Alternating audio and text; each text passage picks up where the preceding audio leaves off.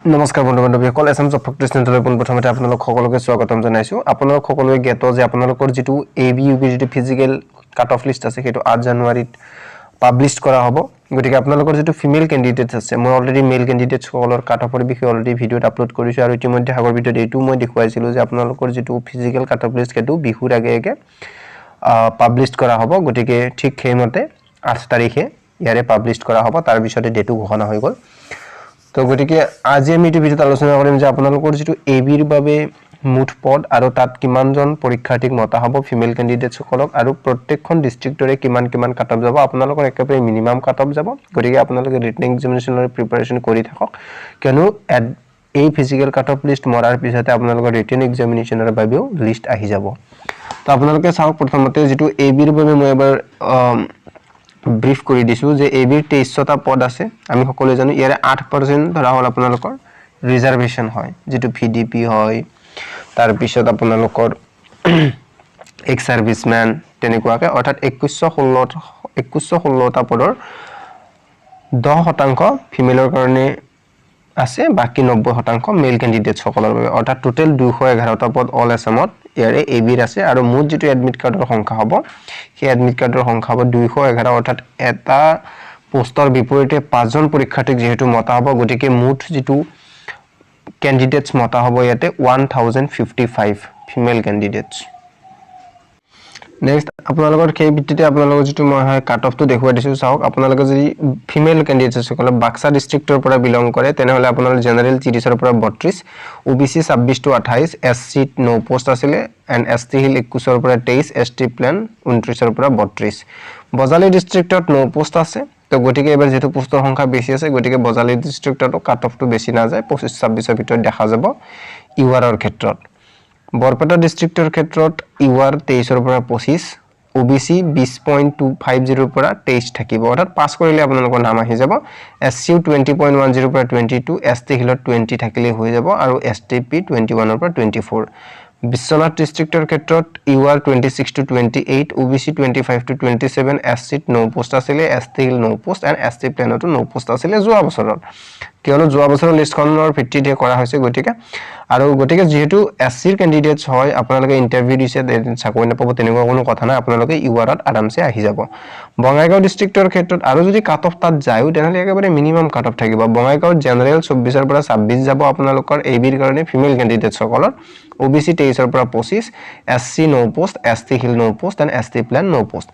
কাছাৰ ডিস্ট্ৰিক্টৰ ক্ষেত্ৰত ইউআৰ যাব 22ৰ পৰা 24 অনলি ওবিসি থাকিব 21ৰ পৰা 24 এসসি থাকিব 22ৰ পৰা 24 এসটি হিল থাকিব 20.50 পৰা 22.50 এন্ড এসটি প্ল্যান থাকিব 21ৰ পৰা 23 আপোনালোকে পাস কৰি অলপমান যদি নম্বৰ পাইছে বাস হৈ যাব কিছুমান ডিস্ট্ৰিক্টত অনলি পাস কৰিলে কিয়নো পাস কৰাৰ পৰীক্ষাৰ্থীৰ সংখ্যাই বহুত কম তো সৰাইদেউ ডিস্ট্ৰিক্টৰ ক্ষেত্ৰত 22ৰ পৰা 24 ইউআৰ ধৰি লওক আৰু বাকি 9 পোষ্ট আছে ওবিসি এসসি এসটি জি হয় চিৰাং ডিস্ট্ৰিক্টৰ ক্ষেত্ৰত আপোনালোকে জেনাৰেল ক্যান্ডিডেটস খিনি 26ৰ পৰা 28 ধৰি থওক বা 25 যদিও পাইছে আপোনালোকৰ নাম অহাৰ চান্স আছে 8 তাৰিখে আপোনালোকে গমেই পাই যাব এইখনৰ ভিত্তিতে প্ৰায় ইয়াৰে যেটো কাট অফ আছে ইয়াৰ নিচিনাই হ'ব গটিকে আপোনালোকে যদি দৰং ডিস্ট্ৰিক্টৰ হয় ইউআৰত আপোনালোকে 25ৰ পৰা 27 ওবিসি 24ৰ পৰা 26 আৰু বাকি 9 পোষ্ট থাকিব আছে আৰু যদি আপোনালোকে ধেমাজি ডিস্ট্ৰিক্টৰ হয় জেনাৰেল 27 to 29 যাব ওবিসি 25ৰ পৰা 27ৰ ভিতৰতে থাকিব বাকি 9 পোষ্ট বাকি যদি আপুনি SC ST hill ST plan হয় যদি কাট অফ যায় একদম মিনিমাম কাট অফ থাকিব নেক্সট আপোনালোকক জনাই দিছো যেটো ধুবুৰী ডিস্ট্ৰিক্টৰ ক্ষেত্ৰত আপোনালোকৰ ইউআৰ জেনাৰেলৰ ক্ষেত্ৰত 23ৰ পৰা 25 মাত্ৰ ওবিসি 22ৰ পৰা 24 এসসি 20.50ৰ পৰা 22 এসটি হিল 20ৰ পৰা 21 এসটি প্ল্যান 20ৰ পৰা 22 ডিব্ৰুগড় ডিস্ট্ৰিক্টৰ ক্ষেত্ৰত UR 28 to 30 OBC 27 to 29 SC 23 to 25 ST hill 9 post আৰু এসটি প্ল্যানৰ কাৰণে 27ৰ পৰা 29 ডিমা হাছাও ডিস্ট্ৰিক্টৰ ক্ষেত্ৰত অনলি যদি 20 নম্বৰ পাইছে বা পাস কৰিছে আপোনালোকে কিবা কয় তেনেহলে আপোনালোকৰ নাম আহি যাব ফিমেল ক্যান্ডিডেটস সকলৰ বাবে এন্ড গোৱালপাৰা ডিস্ট্ৰিক্টৰ ক্ষেত্ৰত জেনাৰেল 27ৰ পৰা 29 ওবিসি 24ৰ পৰা 26 এসসি 21ৰ পৰা 23 এসটি হিলত 9 পোষ্ট আছিল এসটি প্ল্যানত 26ৰ পৰা 28 পালে নাম আহি যাব গোলাঘাট ডিস্ট্ৰিক্টৰ ক্ষেত্ৰত জেনাৰেল 27 ৰ পৰা 29 OBC 26 ৰ পৰা 28 SC 23 ৰ পৰা 25 ST হিল নো পোষ্ট আৰু ST প্লেনত 27 ৰ পৰা 29 হাইলাকান্দি ডিস্ট্ৰিক্টৰ ক্ষেত্ৰত আপোনালোকে যদি জেনাৰেল হয় 21 ৰ পৰা 23 OBC SC ST ST plain no post no post আপোনালোকে যদি SC ক্যান্ডিডেট হয় নো পোষ্ট আছে হতা হবলগীয়া নাই আপোনালোকে জেনাৰেলত আৰামছে আহি যাব পাস কৰিলে হৈ যাব আপোনালোকৰ হাইলাকান্দি ডিস্ট্ৰিক্টৰ ক্ষেত্ৰটো আৰু হোজাই ডিস্ট্ৰিক্টৰ ক্ষেত্ৰত আপোনালোকৰ জেনাৰেল 24 ৰ পৰা 26 OBC 22 ৰ পৰা 24 বাকি নো পোষ্ট আছে এন্ড যোৰহাট ডিস্ট্ৰিক্টৰ ক্ষেত্ৰত জেনাৰেল 27 ৰ পৰা 29 অলপ কম্পিটিশন হয় OBC 26 ৰ পৰা 28 বাকিখিনি নো পোষ্ট আছে এন্ড বাকি কামৰূপ ডিস্ট্ৰিক্টৰ যদি আপোনালোকে সোৱালি হয় জেনাৰেল 25 ৰ পৰা 27 পালে হৈ যাব সাফিশিয়েন্ট হয় এইখিনি OBC ৰ 22 ৰ পৰা 24 SC 20 ৰ পৰা 22 ST হিল 21 ৰ পৰা 23 ST প্লেন 24 ৰ পৰা 26 কামৰূপ মেট্ৰো যদি হয় আপোনালোকে ইউআৰ আপোনালোকে 21 ৰ পৰা 23 পালে হ'ব OBC 20 ৰ পৰা 22 পালে হৈ যাব বা পাস কৰিলে হৈ গল SC নো পোষ্ট ST হিল নো পোষ্ট STB নো পোষ্ট আপোনালোকে এইকিটা হয় তেনেহলে আপোনালোকে জাস্ট 20 নম্বৰ যদি পাইছে নিশ্চিত আপোনালোকৰ নাম অহাটো নেক্সট আপোনালোকৰ কাৰ্বি আংলং ডিস্ট্ৰিক্টৰ ক্ষেত্ৰত চাওক আপোনালোকে জেনাৰেল 29 ৰ পৰা 31 যোৱা দেখা যাব এবাৰ দেখা যাব OBC 26 ৰ পৰা 28 বাকিখিনি নো পোষ্ট ঠিক তেনেদৰে কৰিমগঞ্জ ডিস্ট্ৰিক্টৰ ক্ষেত্ৰত জেনাৰেল 21 ৰ পৰা 23 OBC 20 ৰ পৰা 22 SC ST হিল নো পোষ্ট আৰু ST প্লেনত যদি আপোনালোকে পাস কৰিছে জাস্ট নাম আহি যাব কোকৰাঝাৰ ডিস্ট্ৰিক্টৰ ক্ষেত্ৰত 27 ৰ পৰা 29 জেনাৰেল OBC 25 ৰ পৰা 27 বাকিখিনি নো পোষ্ট অৰ্থাৎ বাকিখিনিত 22 23 যদি পাইছে হৈ যাব আৰু লখিমপুৰ ডিস্ট্ৰিক্টৰ ক্ষেত্ৰত জেনাৰেল 27 ৰ পৰা 29 OBC 26 ৰ পৰা 28 ধৰি লওক বাকিখিনি নো পোষ্ট মাজুলী ডিস্ট্ৰিক্টৰ ক্ষেত্ৰত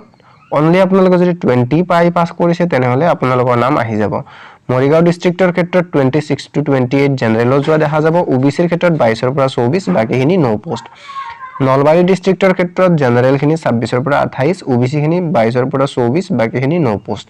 নগাঁও ডিস্ট্ৰিক্টৰ ক্ষেত্ৰত জেনাৰেল 24 ৰ পৰা 26 OBC 23 ৰ পৰা 25 SC 21 ৰ পৰা 23 ST হিল 22 ৰ পৰা 24 আৰু ST প্লেন 24 ৰ পৰা 26 ঠিক তেনেদৰে শিৱসাগৰ ডিস্ট্ৰিক্টৰ ক্ষেত্ৰত জেনাৰেল খিনি 27 ৰ পৰা 29 OBC 26 ৰ পৰা 28 বাকিখিনি নো পোষ্ট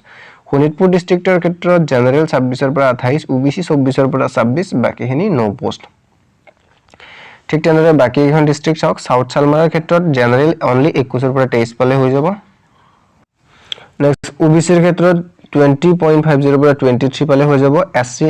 SC ST প্লেনত নো পোষ্ট আছিল তিনিচুকীয়া ডিস্ট্ৰিক্টৰ ক্ষেত্ৰত জেনাৰেল খিনি 29 ৰ পৰা 31 ৰ ভিতৰত থাকিব OBC 27 ৰ পৰা 29 বাকিখিনি নো পোষ্ট ST প্লেনৰ কাৰণে 27 ৰ পৰা 29 পালে যথেষ্ট